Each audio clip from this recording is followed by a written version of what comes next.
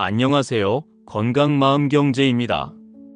오늘은 많은 분들이 가장 많이 고민하는 주제, 바로 숙면에 대해 말씀드리려고 합니다. 나이가 들면 왜 이렇게 잠이 줄어드는지, 또 왜 쉽게 잠들지 못하고 자꾸 깨는지 답답해 하시는 분들 많으시죠? 내가 건강이 나빠진 건가? 아니면 나이 때문인가? 걱정도 되실 겁니다. 사실 숙면은 단순히 몇 시간을 자느냐가 아니라 얼마나 깊이 자고 몸과 뇌가 회복되었느냐가 핵심입니다. 깊은 잠을 충분히 자야 면역도 회복되고 기억력과 집중력도 지켜낼 수 있습니다. 그런데 우리는 흔히 잠을 못 잔다는 현상만 바라보다가 그 안에 숨어있는 원인을 놓치곤 합니다. 숙면에 도움이 되는 것으로 첫 번째는 샤워와 족욕입니다. 샤워나 족욕이 왜 숙면에 도움이 되는지 알아보겠습니다. 잠자기 전에 따뜻한 물로 씻으면 좋다, 이런 말 많이 들어보셨죠? 그런데 그 이유를 정확히 아는 분들은 많지 않습니다. 우리 몸에는 체온 리듬이라는 게 있습니다. 낮 동안에는 체온이 조금 높게 유지되다가 밤에 잠이 들기 시작할 때는 중심 체온이 내려가고 손발끝 체온은 살짝 올라갑니다. 이 두 가지 변화가 맞아야 숙면이 찾아옵니다. 그런데 문제는 현대 생활입니다. 낮에는 에어컨 바람, 밤에는 긴장된 상태 그대로 누워버리니까 손발이 차갑고 중심 체온은 내려가지 못합니다. 결국 몸이 잘 준비가 안 됐다고 인식해서 잠이 더디게 오는 거죠. 여기서 도움이 되는 게 미지근한 샤워와 족욕입니다. 따뜻한 물에 닿으면 말초 혈관이 확장됩니다.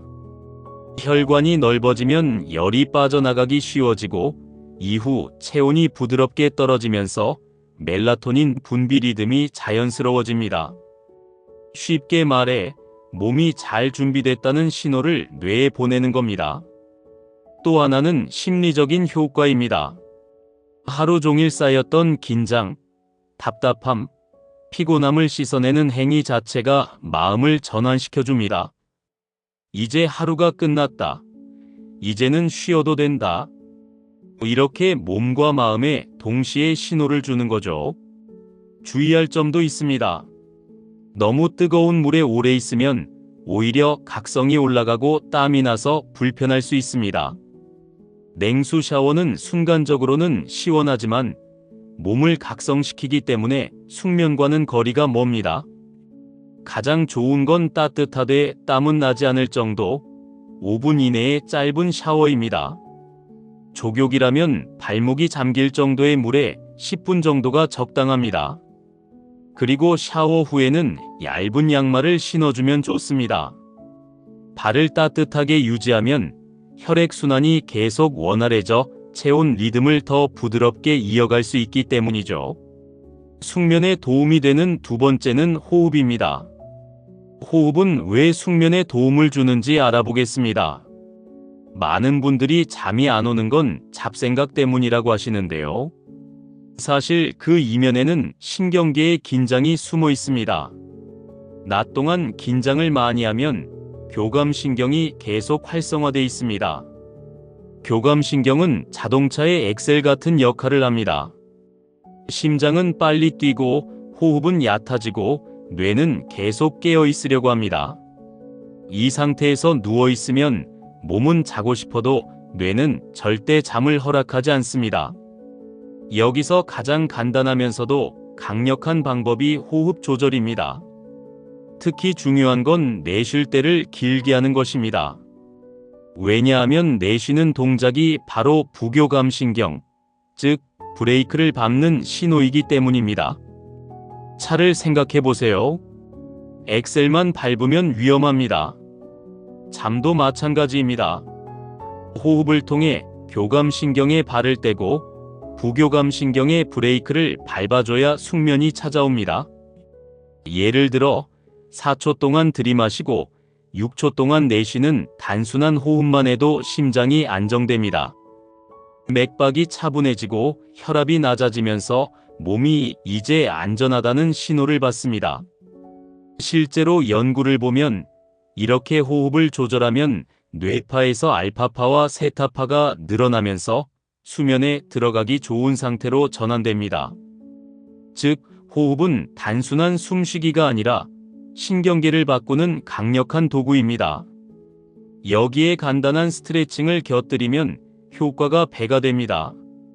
숨을 내쉴 때 어깨를 살짝 뒤로 젖히고 손가락을 가볍게 움직여주면 말초 근육의 긴장이 풀리면서 몸이 훨씬 편안해집니다.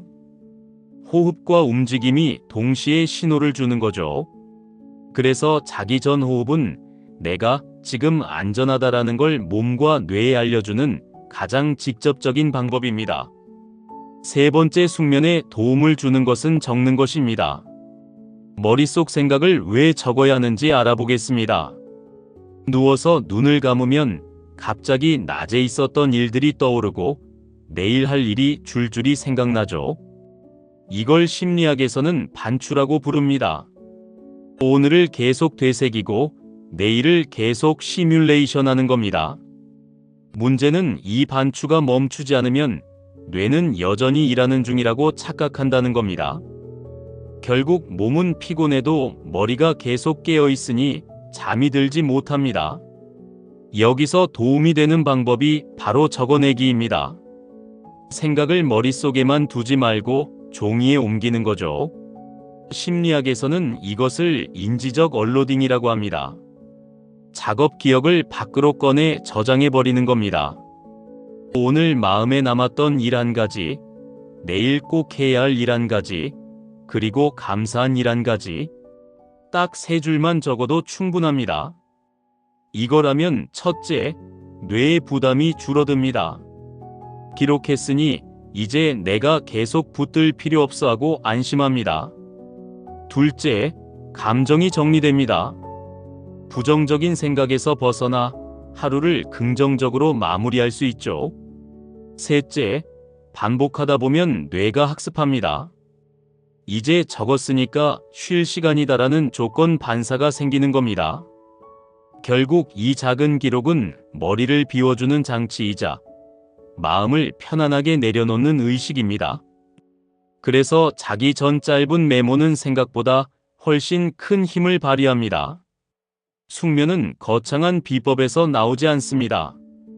몸의 리듬과 신호를 제대로 맞춰주는 데서 시작됩니다. 샤워나 족욕으로 채운 리듬을 정리하고 호흡으로 신경계의 브레이크를 밟아주고 짧은 기록으로 머릿속 반추를 내려놓으면 몸과 마음은 자연스럽게 수면 모드로 들어갑니다. 잠은 억지로 오는 게 아닙니다.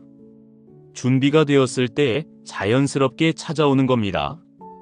오늘 말씀드린 원리를 알고 나면 왜 이런 작은 습관들이 숙면을 돕는지 이해가 되실 겁니다. 잠이 달라지면 아침이 달라지고 아침이 달라지면 하루가 달라집니다. 작은 변화를 시작해 보세요. 건강마음 경제가 여러분의 깊고 편안한 밤을 응원합니다.